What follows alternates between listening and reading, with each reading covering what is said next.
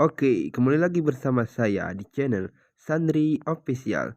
Jangan lupa subscribe, notifikasi loncengnya, like, share, and comment. Saksikan video berikut ini. Indonesia negara hukum, korupsi nomor 1. Assalamualaikum warahmatullahi wabarakatuh. Perkenalkan, nama saya Sandri, NIM 2115052. Saya merupakan mahasiswa Institut Agama Islam Negeri Syekh Abdurrahman Siddiq Bangka Belitung, tepatnya Fakultas Tarbiyah, Program Studi Bimbingan dan Konseling Pendidikan Islam, kelas 4B. Baik, di sini saya akan mempresentasikan hasil makalah saya dengan judul Perencanaan, Penerapan, dan Evaluasi Program Modifikasi Perilaku. Adapun pembahasan yang akan saya bahas di sini, yang pertama, perencanaan dalam program modifikasi perilaku, yang kedua, penerapan dalam program modifikasi perilaku, dan yang ketiga, evaluasi dalam program modifikasi perilaku. Baik, langsung saja kita ke pembahasan materi yang pertama, yaitu perencanaan dalam program modifikasi perilaku. Nah, sebelum kita mengenal terlebih jauh apa itu perencanaan dalam program modifikasi perilaku, saya akan menjelaskan apa itu modifikasi perilaku. Nah, modifikasi perilaku merupakan salah satu teknik pengubahan perilaku yang paling populer di kalangan para pendidik maupun psikolog.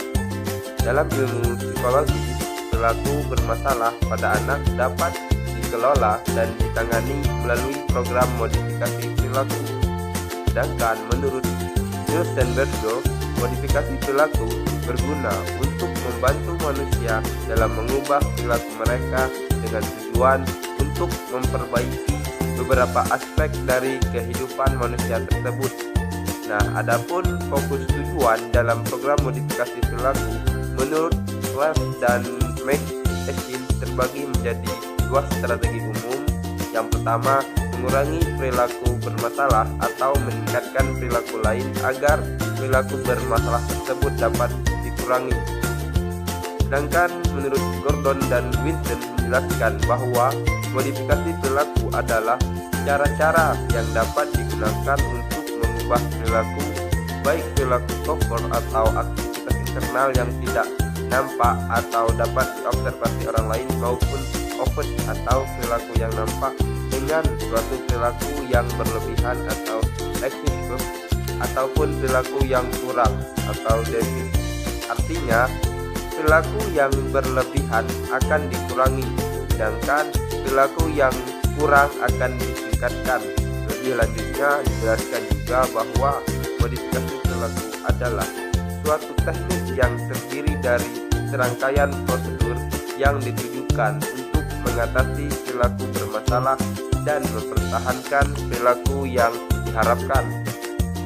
Mengacu pada definisi modifikasi perilaku, maka menekankan pada penerapan teori dan hukum belajar. Ketika teknik conditioning diterapkan secara ketat, stimulus didefinisikan secara objektif, respon dan akibat dicatat secara tepat dan cermat, maka dapat mengubah perilaku sehingga disebut dengan modifikasi perilaku.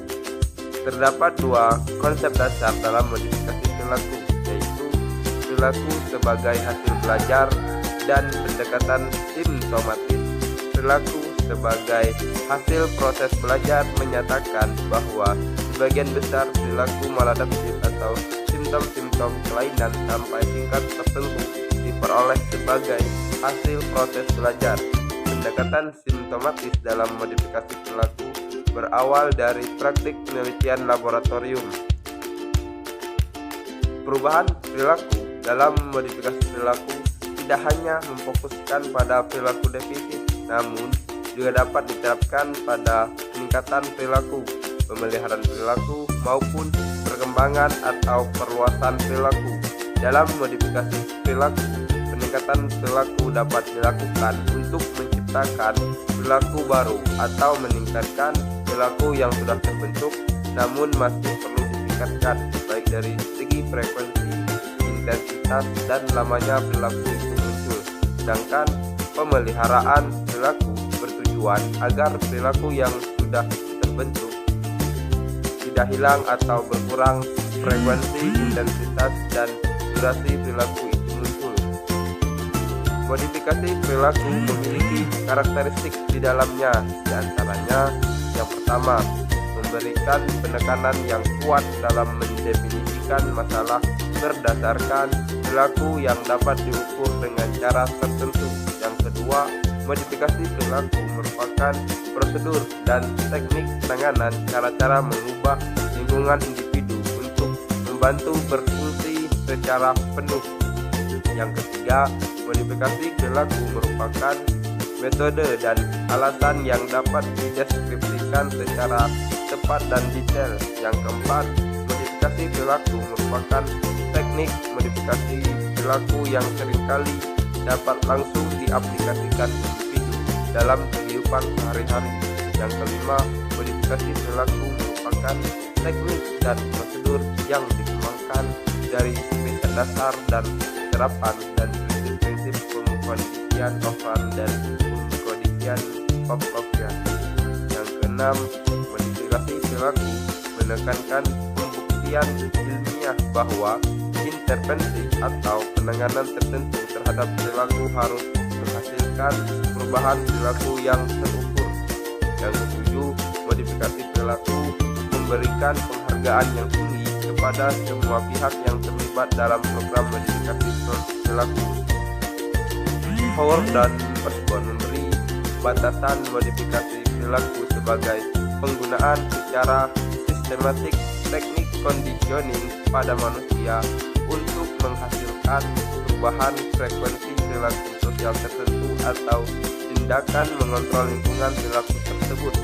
Wolfe juga memberi batasan tentang modifikasi perilaku adalah penerapan prinsip-prinsip belajar yang telah teruji secara eksperimental untuk mengubah perilaku yang tidak adaptif. Kebiasaan-kebiasaan yang tidak adaptif dilemahkan dan dihilangkan. Dapat disimpulkan, definisi dari beberapa ahli menekankan pada penerapan teori dan hukum belajar pada modifikasi perilaku. Mereka berpendapat bahwa mengubah perilaku baru disebut modifikasi perilaku. Bila teknik conditioning diterapkan secara ketat, tanggapan, konsekuensi, dan stimulus didefinisikan secara objektif dan dicatat secara cermat.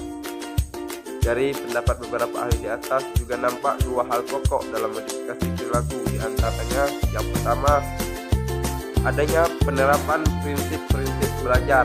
Yang kedua, adanya suatu teknik mengubah perilaku berdasar prinsip-prinsip belajar. Dalam modifikasi perilaku, analisis terhadap perilaku yang akan diubah harus dilakukan menjadi perilaku yang tunggal atau rinci, sehingga berbeda dengan perilaku yang lain. Prosedur dan hasil modifikasi perilaku ada kemungkinan dapat diterapkan ke perilaku lain sepanjang ada kemiripan karakteristik perilaku yang akan diubah dengan perilaku yang berhasil diubah. Pilihan teknik modifikasi perilaku sangat bergantung pada jenis perilaku yang akan diubah dan tujuan yang akan dicapai dalam pengubahan serta kemampuan modifikator dalam melaksanakan modifikasi perilaku. Nah, dari paparan di atas dapat disimpulkan bahwa perencanaan program modifikasi perilaku terdiri dari beberapa hal, di antaranya yang pertama, memperhatikan dua hal pokok dalam modifikasi perilaku, yaitu prinsip-prinsip belajar dan tekniknya. Yang kedua, mempersiapkan teknik atau pendekatan modifikasi perilaku yang tepat serta harus dilakukan secara ketat, meliputi tanggapan, konsekuensi, dan stimulus didefinisikan secara objektif dan dicatat secara cermat. Yang ketiga, dalam mempersiapkan teknik modifikasi perilaku, hendaknya memperhatikan jenis perilaku yang akan diubah dan tujuan yang akan dicapai dalam perubahan. Yang keempat, mempersiapkan modifikator yang memiliki kemampuan yang baik dan profesional. Yang kelima, analisis terhadap perilaku yang akan diubah harus dilakukan menjadi perilaku tunggal atau rinci, sehingga berbeda dengan perilaku yang lain. Pembahasan yang kedua yaitu penerapan dalam program modifikasi perilaku. Dalam penerapan program modifikasi perilaku dapat menggunakan prosedur aktual yang disebut pengkondisian. Pelaksanaan modifikasi perilaku bersifat kooperatif karena dapat direncanakan, didiskusikan, dan dimintai persetujuan terlebih dahulu dari para pihak yang akan terlibat. Rincian atas penerapan modifikasi perilaku juga dapat disesuaikan dengan situasi dan kondisi. Jika suatu teknik modifikasi perilaku gagal diterapkan, maka hasil pengawasan atas modifikasi perilaku dapat digunakan untuk mencari solusi yang lain. Pelaksanaan modifikasi perilaku juga tidak memerlukan waktu yang lama. Peningkatan kemunculan perilaku yang diharapkan dapat dilakukan dengan metode pembantuan. Pembantuan merupakan bentuk rangsangan yang dapat berupa bantuan fisik, bantuan isyarat maupun bantuan verbal. Metode bantuan dapat didukung dengan teknik-teknik yang ada, di antaranya yang pertama, teknik padding. Apa itu teknik padding? Teknik padding ini modifikasi perilaku menggunakan teknik padding dilakukan dengan mengurangi ketergantungan terhadap suatu bantuan. Pengurangan ini dilakukan melalui prosedur tertentu secara bertahap. Penerapan teknik padding akan menghapus atau mengubah bantuan menjadi sesuatu yang sifatnya menyerupai antecedent normal untuk perilaku. Yang kedua, teknik token ekonomi. Token ekonomi sering digunakan dalam pendidikan dan dalam program modifikasi perilaku. Menurut Martin dan Joseph Bell, token ekonomi merupakan program perilaku di mana individu dapat memperoleh token atau penanda untuk berbagai perilaku yang diinginkan dan dapat menukar token yang diperoleh dengan penguat cadangan berupa benda, makanan, dan jenisnya yang merupakan keinginan dari individu terkait. Pada masyarakat modern saat ini, token ekonomi dapat dijumpai seperti orang bekerja banting tulang untuk mendapatkan upah berupa uang yang nantinya dapat ditukarkan menjadi kebutuhan pokok dan kebutuhan lainnya.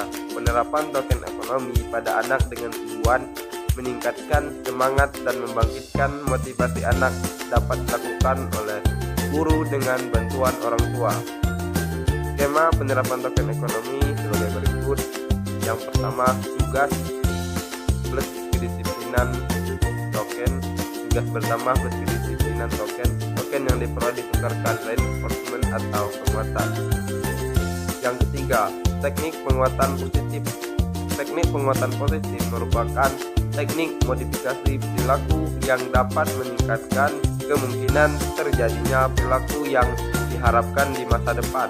Hasil yang diharapkan dari teknik penguatan positif adalah munculnya perilaku yang sama dari individu ketika menghadapi situasi di masa depan yang kondisinya sama seperti ketika teknik penguatan positif dilakukan. Nah, yang keempat, teknik pembentukan. Teknik pembentukan merupakan penguatan aproksimasi suksesif dan pemunahan aproksimasi sebelumnya terhadap suatu perilaku sehingga muncul sebuah perilaku operan yang baru pada target atau subjek. Tujuan teknik pembentukan adalah untuk mengurangi atau meniadakan perilaku yang bersifat maladaptif. Teknik ini juga bertujuan untuk memunculkan perilaku baru yang lebih adaptif. Nah, pembahasan yang terakhir yaitu evaluasi dalam program modifikasi perilaku. Modifikasi perilaku dapat dievaluasi secara objektif karena penjelasan dan pengaturannya dilakukan secara rasional.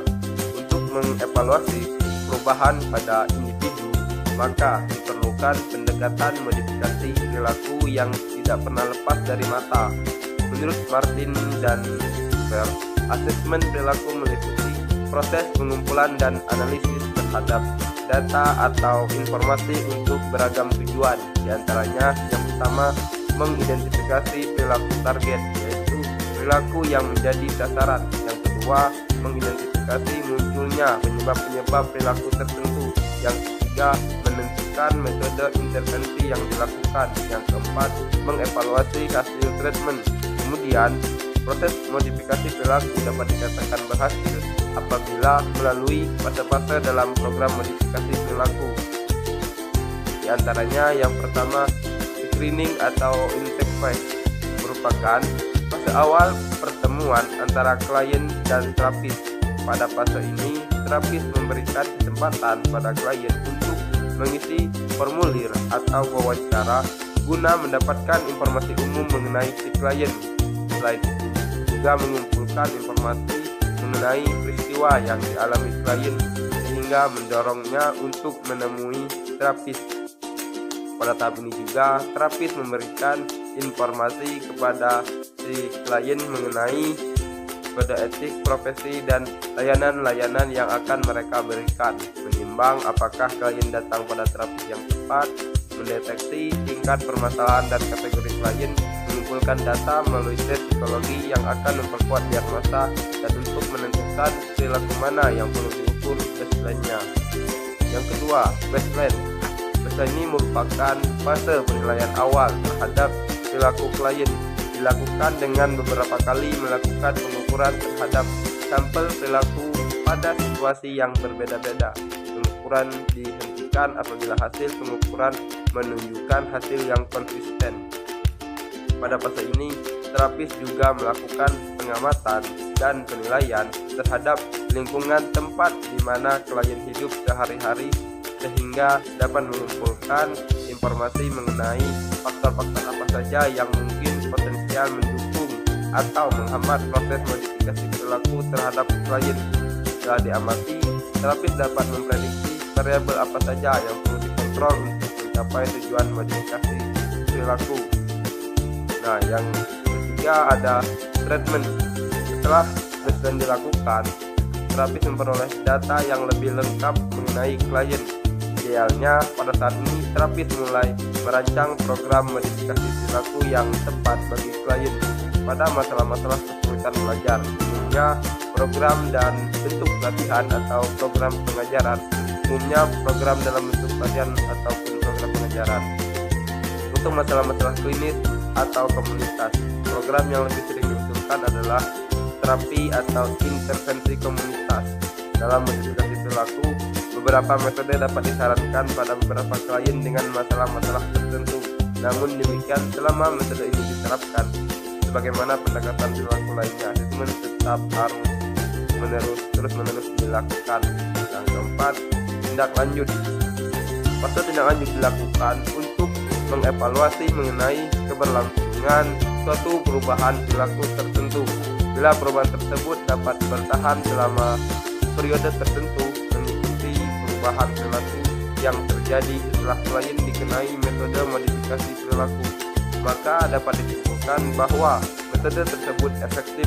Sebaliknya, bila perubahan itu tidak permanen, maka dapat dikatakan bahwa problem yang sesungguhnya tidak terpecahkan secara tuntas. Nah, itulah paparan materi dari saya. Selanjutnya akan saya simpulkan dari penjelasan saya. Kesimpulannya, modifikasi perilaku merupakan segala tindakan yang bertujuan mengubah perilaku.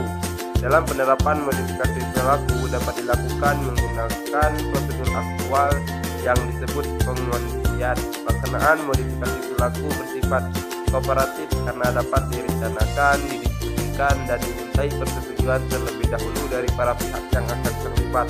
Kemudian, modifikasi perilaku dapat dievaluasi secara objektif karena penjelasan dan pengaturannya dilakukan secara rasional. Untuk mengevaluasi perubahan pada individu, maka diperlukan pendekatan modifikasi perilaku yang tidak pernah lepas dari data, dan proses modifikasi perilaku dapat dikatakan berhasil apabila melalui fase-fase dalam program modifikasi perilaku. Itulah pemaparan materi dari saya tentang perencanaan, penerapan, dan evaluasi program modifikasi perilaku. Burung dara, burung cendrawasih, dari dulu di Papua. Cukup sekian dan terima kasih. Wassalamualaikum warahmatullahi wabarakatuh. wabarakatuh.